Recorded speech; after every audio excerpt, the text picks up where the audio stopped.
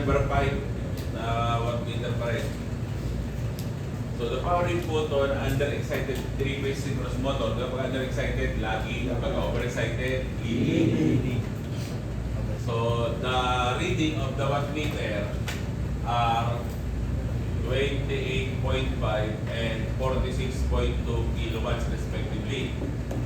Diba, if we're going to add the two, that is equal to 74.7 kilowatts. Sama? Ngayon, it is running under-excited. Ngayon, ginawa, over-excited at pointed by power factor. What will be the new readings? So, gawin natin, let us find W1 prime and W2 prime. Then the power factor becomes 0.85. Ay, di ba, ang ating reading na W1 prime plus W2 prime is equal to total power. Hindi mo magbabago yung total power eh. Magbabago lang yung indication. So, hindi ba yung bago yun? Kaya, we could say pa rin na W1 prime plus W2 prime is equal to 74.7. We call this equation 1. Una ba? Then, di ba, tangent theta is equal to square root of 3 of W1 prime over W1 prime plus W2 prime.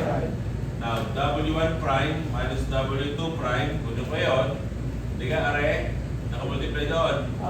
Hindi ka 74.7 yun. Tangent theta, di ka theta ay arc cosine ng 0.85. Hindi ba ko lang ng square root of 3. So, equation 2. Na actually kahit hindi natin yan i-simultaneous equation dahil pag pinag-add natin itong dalawa, makakasilagat itong W2 prime. What will happen? 2W1 prime, yung sagot ng dalawa. Ito, tsaka ito. Gets ba ko? Oo, wala yung W1 prime. Tapos pagparo ko yung W2 prime, subtract mo lang yung sagot sa 74.7. Gets ba? Hindi? Yes po. Magkano?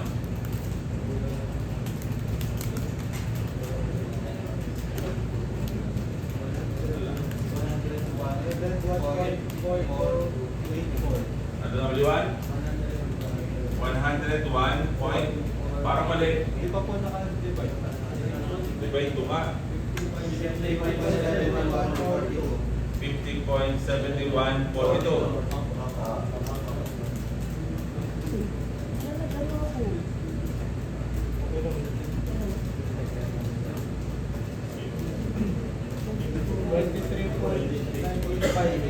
Ha?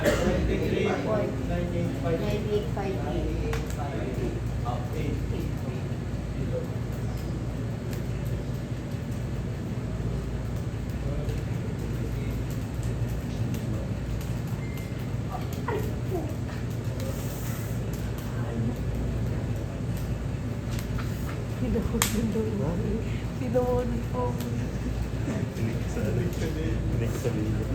Ako. Putiin. Dapat ikaw po yung parang.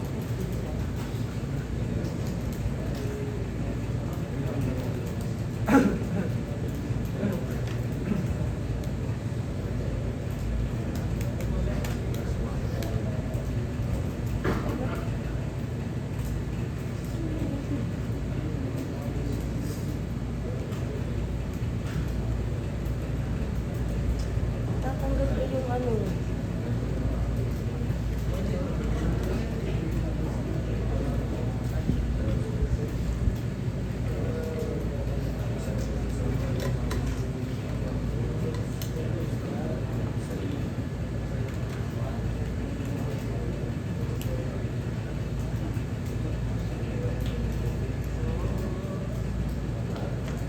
Ganun tatay.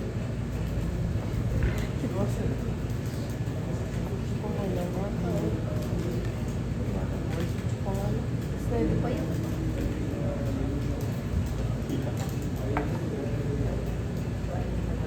Di ba na-reply? Parang ngayon na. Parang ngayon na. Kamayang hapon. Alas 2. Ewan na. Nabublaan. Buksan. Ano naman ako? Kailangan ko ng pirman mamaya. Utayin ko na rin.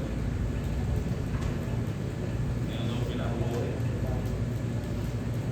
Okay, number 6. A 3-wire connected. Yung kanina, di ba, 4-wire, iba yung 3-wire. Magkaiba yan, ang solution. So, hindi ko na sosolving ng mahaba. Actually, dapat yan, sosolving ko ng Maxwell. Ang susunod talaga dapat ito, Maxwell.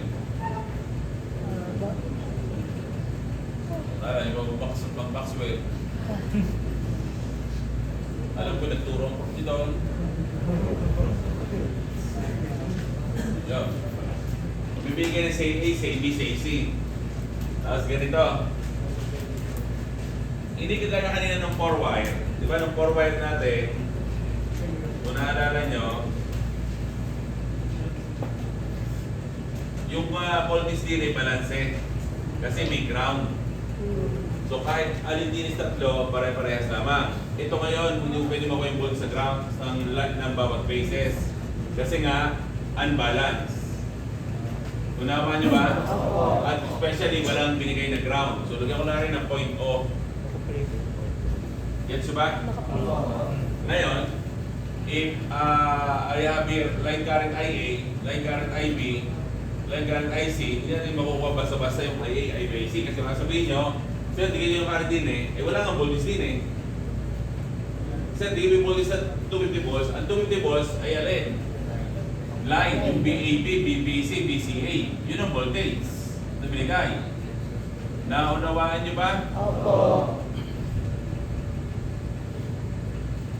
Ngayon, para magawa yan, i-convert natin yung Y to delta. Sige, meron tayong pinag-aralan sa Circuits 1, conversion ng Y to delta. Sorry, say AB, say BC, say CA. Ngayon, pag nagawa mo ng delta, ano ba solusyon ng delta pag ginawa yung current? IA. IAB minus ICA. Ano IB? IBC minus IAB. So, ibig sabihin pala, aring dalawang array, isa. Yung 3-wire na Y, kailangan mo lang i-convert to delta. At kung anong ginawa natin solusyon delta, lahat ng tanong, yun na yung method na gagamitin mo pag naka-delta na. Ang nangyari lang, nagdagdag ka lang ng isang solusyon. From Y converting to delta. Do you understand? Opo. Naiunawa na. Kaya yung dalawa, isang solusyon yan. Magmamaxwell tayo. Kung hindi, yung mag-aaral tayo din Maxwell. Hindi ko na lang ginawa. Pero dati ibang batch, Maxwell ko yan. Kaso lang, mahirap mag-solve. Sir, kahit mag 3 equation 3, ano?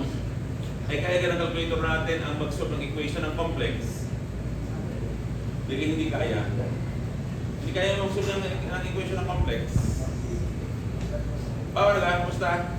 Pao, kumusta? Ano na? Problema, wala tayong tagabantay. Wala doon, no? Ay classic engine. Hindi, ano lamang. Paulo, sinaling. Antay mo muna ako, kumusta tayo? Pabili mo. Ngayon, para mabilis, sinulog na. Kinuha na yung conversion ng Y delta. Naalala niyo ba yung ano? Di ba yung say AB, paano say AB? Di kayo say A, say B, plus say A, say C, plus say B, say C. Naalala niya? R1, R2, plus R2, R3, plus R4. All over yung open sa kanya. Ano open sa kanya? Say C. Pag-ari naman, open sa say B. Ari naman, open sa kanya, ari. Nare-recall. So, ang nangyari, wala lang formula, nilagay na lahat. Ano na ko sa iya? Say C. Ano nga say C din 6 minus 6 Okay.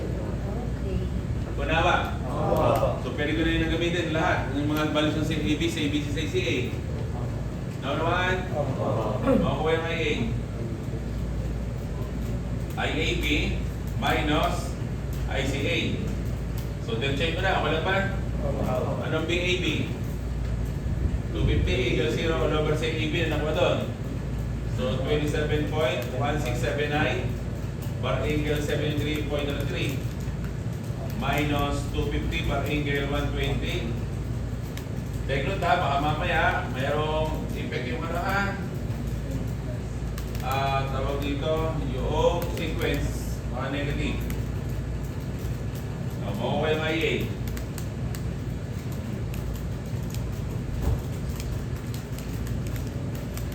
Hanggang kailangan anak na Possible to this for next week. this week or next week. Ay, yung pinala dyan. Ayun ang bukasan. Kaya, huwag ka na ikulangan. Walang katulong sa pagkakaroon. Hindi, tatawagin ko na. Pagkamanak na. Gana? Ano na? 20.7. 20? Opo. Point? 7.65. Per angle?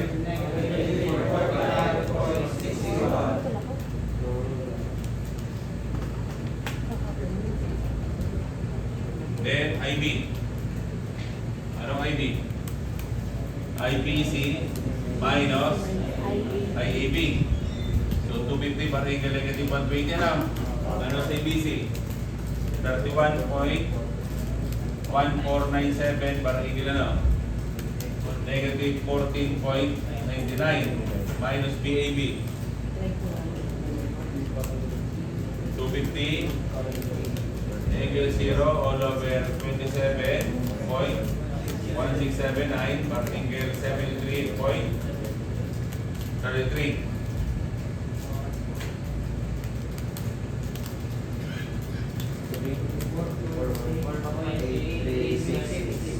Four point eight.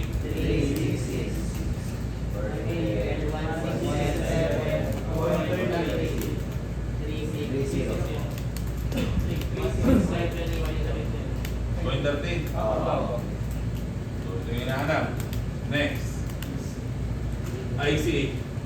ICA minus IBC. So, 250 per angle 120 over sa ICA. 18.8128 per angle negative 3.18.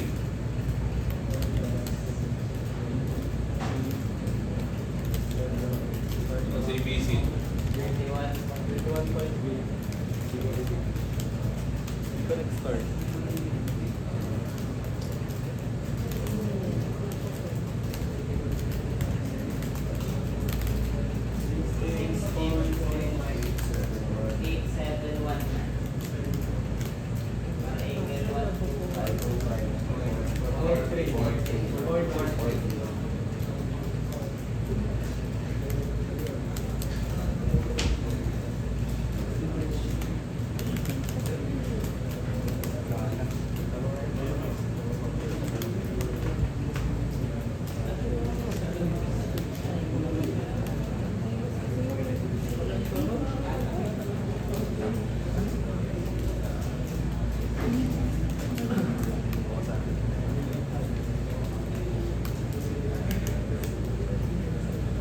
Okay, again, nakuha na yung line current. Nanap yung voltage sa cross each load. Ano mga posibleng tanong pag naka-delta? Gaya nung nasunod natin ng mga nauna. Power. So kung power, tanong ko na yung power. S na lang din. Aling impedance ang gagamitin? Yun, rin naka-delta. Maliwanag? Opo. Pwede wattmeter. Tama, di kami IA, IBIC. Ano ang common point? Maalis tatlo. Do you remember? Kasi posible ang hanapin ko diyan ay reading ng wattmeter. Maliwanag ba? Kaya may pinapanap. What's the voltage across each load? Inyo ha, tanggalin ko ulit yung yung delta. Balik ko ulit sa original Y.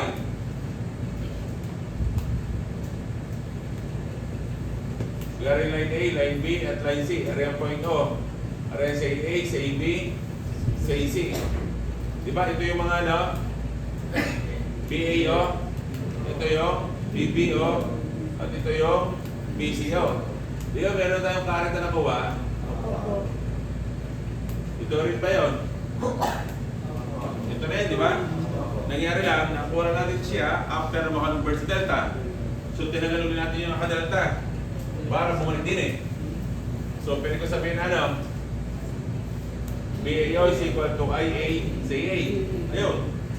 20.7 7265 bar angle negative 45.61 multiply by say A na 8 plus J5. O, magkano?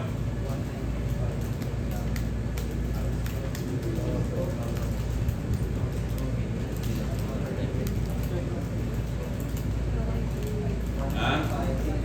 195 point 5376. bar angle Negative 13.60. negative 13.60. 13.60. 60. anong BPO? IB saving. Yun, IB saving, ba? So, ng IB 4.8366 bar angle 167.38 30 lang. Multiply by saving 10 plus J12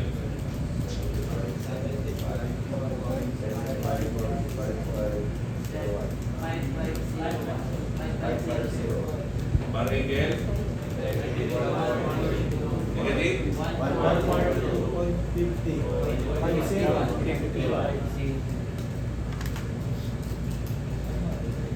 BCO ICCC so 66.8719 bar angle 125.43 multiply by CC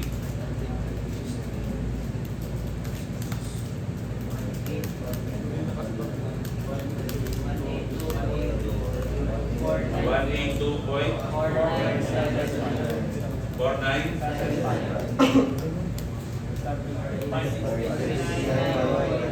ano? 69.12. Wala din si Kali? Nabusikali nila ng po. Ha? Isa ente? 65 lang kami. Oh, napansin nyo, di ba? Magkakaiba ang voltages? Bakit? Ay super unbalance eh. Ngayon, bawa, isipin na iba. Sir, di kayo ang IA ay yung line to neutral voltage over sa AA. Subukan nyo gawin. Ito yung mangyayari 250, sabihin yun, over 23, no? Over sa AA na yung 8 plus J5, di ba sagot? Sabihin nyo, yun yung IA. Kasi sabihin nyo lang, ay line to neutral voltage, wala nang neutral, wala nang ground. O, mamaling ko lang sulit, pagkakasin yung mali. Magkano ang IA? 2.299. 299? 8. 8 per angle. Negative 32.01. O, paano ko natin yung voltage sa loob? Hindi ginawa ka di ba? Ginawa mo lang ito neutral. Voltage over sa IA. Paano ngayon ang voltage sa loob? BA ulit. Paano gagawin mo? IA sa IA. Tama? Ano mangyayari ba? Balik ulit doon. Aray, multiply pa yan o. 8 plus J5. Dinalabas doon sa 250 over square root of 3. Parang yung 0. Normal nyo ba? Hindi naglulungko-lungkuhan na ano? Ano mangyayari lahat? Pag ginawa mo gano'n, yung IB, BBO over sa IB, BP over sa IB, yung line to neutral ulit. At then lahat ang magiging voltage ng bawat phase na pare-parehas. Ng 250 over square root of 3. Ay posible ka mangyari na pare-parehas sa voltage. Yun ang pagkakaiba ng 3-wire sa 4-wire. Pag 4-wire, ibig sabihin may ground. Kaya pare-parehas yung line to neutral. Pero pag 3-wire, hindi po pwede. Naiintindihan ba? Okay, kaya ay mali. Did you get? Ngayon, atin hanapin ng power, kaya di mo napahanap. Okay, kung power, gawin yung S. Saan? Sa delta. Sige, line voltage square, multiply by summation of 1 over impedance na naka-delta. So, ano yung line voltage? Sige, 250. Ano yung mga impedance? Yung mga CAB na yan. 27.1679 per angle 73.3. Inverse, di ba?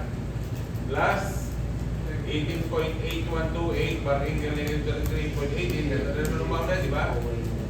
Inverse, yung isa pa. 31.1497 per angle negative 14.99. Inverse. Okay na is total.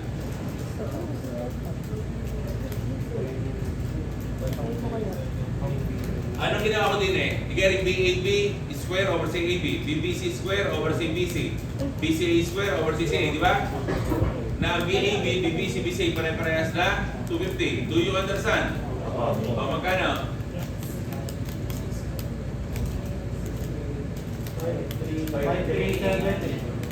537 8.6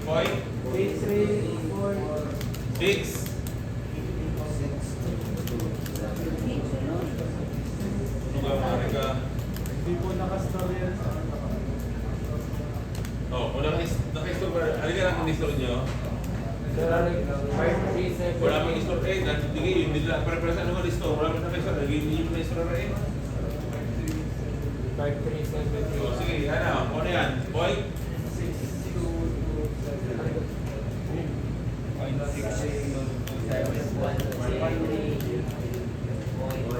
1.3 0.28. 288 na, ganyan. O sige na rin natin ng power. Gets nyo ba? Pero ninyo, may isa pa. Ang gagawin ko, BAO square over CA. Yan. Plus. BBO square over CC. CB. BCO square over CC. Alay, dito na ito. Hindi meron ka, di ka RA sa delta nung ano, kinumurtan sa delta, ano? Pero nung meron ka ng sa ball sa bawat bases, hindi pwede ko gawin yung BAO, ball square over impedance, ball square over impedance, ball square over impedance. So, gamitin pa rin yung radial wise. Malaman na? O, anong BAO? 195.5376 square over say 8 plus J5 plus 75.5501 square over ano? 10 plus J12 plus 182.4979 square over 6 minus J9.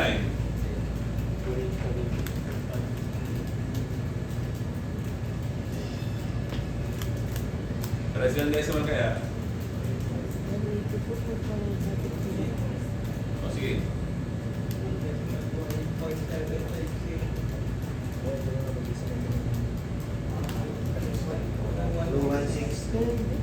Six. O, napansin niyo, parehas na nababasagot? Opo. Gets ba? O, halos tapos ko na lahat. Yung unbalance. Ang hindi lang yung ibang given. Kasi hindi lahat ng given lagi ay naka-impedance. Kung nalala nyo, minsan power, minsan current. Yun kayo ng visual example na gagawin ko. Pero tutusin, yung tatlong correction, lahat meron na tayong sample, lahat ng posibleng tanong nandiyan na. Nagawa ko na. Unawa ba? Opo.